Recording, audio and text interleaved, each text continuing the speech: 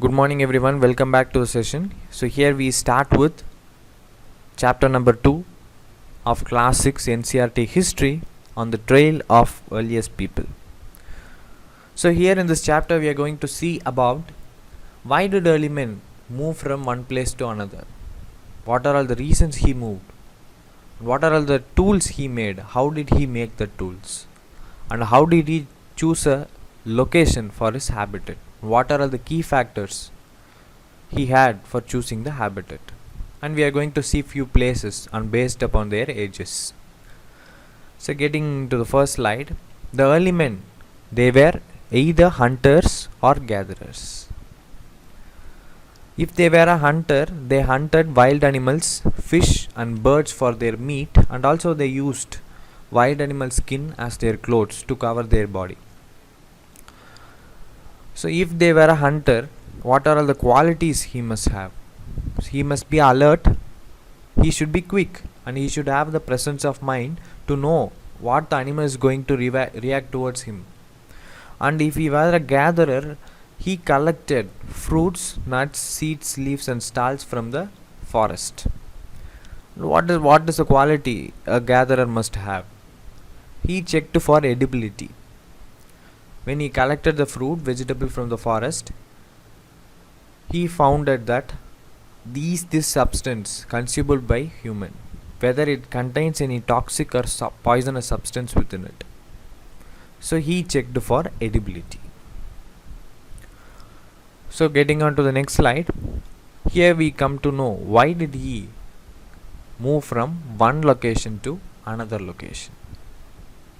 The first and foremost thing, for food. On search of food, he moved from one place to another. So take for example that early man family, which consists of 15 members, they settled in one place for a long time. So say for example they live in the place for 3 or 4 years. In this 3 or 4 years, their family gets increased in number from 15 to 20. So the number in the family gets increased, the family gets extended. So the availability of food should be more.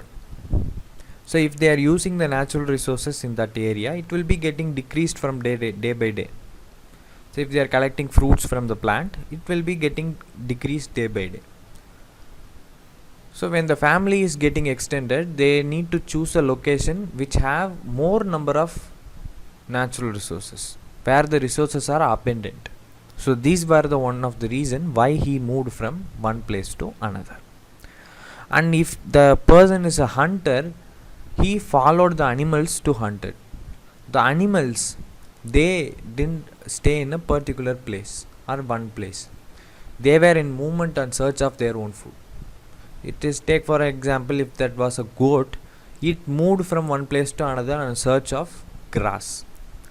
So the hunter, he also followed the animal. So this was the one of the reason he moved from one place to another. And if they were a gatherer, they collected fruits, vegetables from the forest. Not all fruits grow in all seasons. Take example as mango. So they grow in summer season. You can't get mangoes in winter or rainy season. So they have to shift their location from one place to another on the basis of their season. This was also a reason why they moved.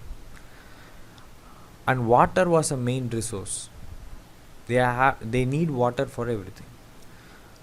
So they settled in the banks of the river. So all rivers are not perennial. There are few rivers which are seasonal. So if the river is a seasonal one, they have to move in search of water. Due to this movement, they developed the habit of socialism. Take for example early man family which is moving from central India towards south. A early man family which is moving from south towards north. So they come to meet in a location. So they mingle with a new family. So the habit of friendship or socialism developed there. So how do we know about these early men? The first and foremost three key is archaeology. Only through archaeology we come to know about these early men. We come to know about all their tools through excavation. So their tools were either made up of wood or stones. So these tools were used to cut the meat and bone and to scrap the bark from tree and to tear the animal skin or to chop the fruits and roots and so on. So they had two ways of making tools. One is stone on a stone and another one is pressure flaking. Stone on a stone means they had the stone and they placed in a surface. That stone is that stone is the thing which we going to take as a tool. The another one is used as a hammer to beat it up. So they will get a shape through which they can make a tool. And another one is pressure flaking, which means they are going to make the stone into flakes so that the thing gets sharpened. How clothes were made? So already I have said that they used animal skin as their clothes in this age.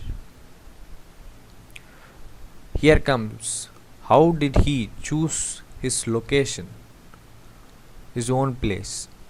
The first thing is habitation. What is the habitation? If the location has all natural resources that the early men need, like fruits and animals and water, when all these things are present in a location, that place is called as habitation, a best place for habitation. And he also need factory because he need tools to hunt animals, to chop fruits and so on. So they need stone. So when they found stone in a location, rocks and so on, so that location was called as a factory location. When these both are present in a location, that location is called as habitation cum factory location. So that was the best place to live. So and also they moved in search of water. So most probably they were settling in the banks of river. So water was also a key factor to choose a location for habitation. And also archaeologists they found that this was the age where the fire was invented. Say through excavation they found that traces of ash through excavation. So before 12,000 years ago, at the end of Paleolithic age, there was a drastic change in climate. The climate was getting warmer. Due to this, grasslands increased. So the animals such as deers and goats, they started to multiply themselves. Due to the availability of grasses, they started to multiply in n of numbers. So the human, they started a coherence behavior with these goat and deer. So they started the habit of hunting. So they stopped the habit of hunting and they started to rear and herd these animals. So rearing and herding habit has started only in this age. Only not the grass, the other natural growth of rice, wheat and barley was also seen. No one cultivated it. Natural growth of these substances was found. Rice, wheat and barley. And we divide ages into three as Paleolithic age, Mesolithic age and Neolithic age.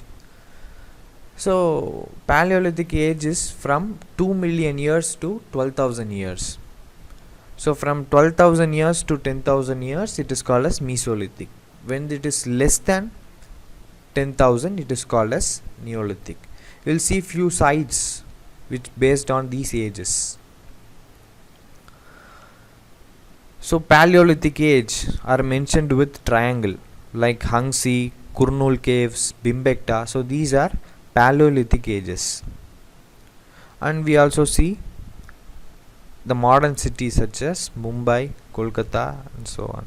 And megalithic sites are mentioned with circles, Adichanallur, Brahmagiri, and these were few locations of megalithic ages.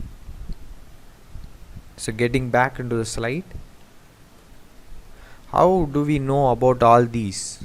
Through paintings in the caves.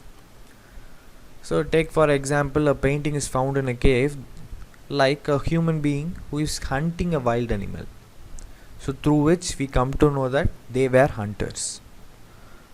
Or take for example, ages have gone, civilization has done, and yet they painted on the walls of the caves.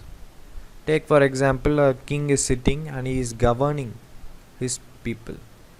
So through which we can know that in that particular age administration developed.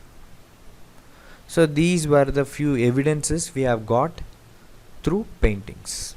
And also we come to know that at the end of Paleolithic age in Patna, which is in India, the shell of ostrich was found through excavation, through which we come to know that at the end of Paleolithic age ostrich was present in India. Now we don't have any ostrich in India, and we found these places in the map: Kurnool Caves, Hangsi, Bhimbekta. These were Paleolithic ages.